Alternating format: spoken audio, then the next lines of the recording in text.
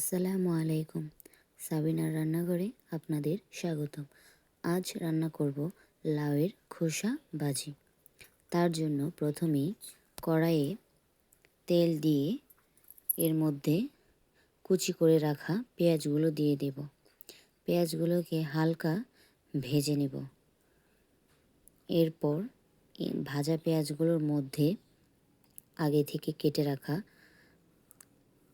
লাউয়ের খোসা, সাথে একটা আলু দিয়েছিলাম আমি, ওগুলা দিয়ে দিলাম।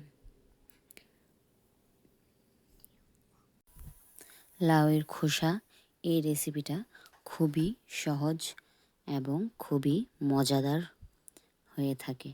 খুবই সিম্পল উপায়ে করা যায়। এরপর স্বাদ মতো লবণ দিয়ে কিছুক্ষণ নাড়াচাড়া করে নিব।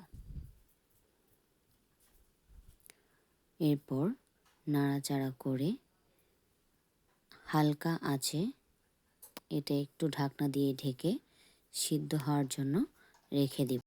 সিদ্ধ হয়ে আসার পর এর মধ্যে কিছু কাঁচামরিচ ফালি করে দিয়ে দেব।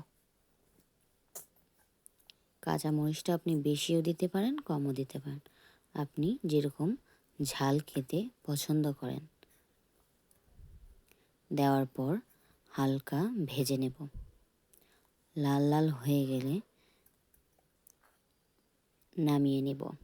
আমাদের লাউয়ের খোসা ভাজি রেডি।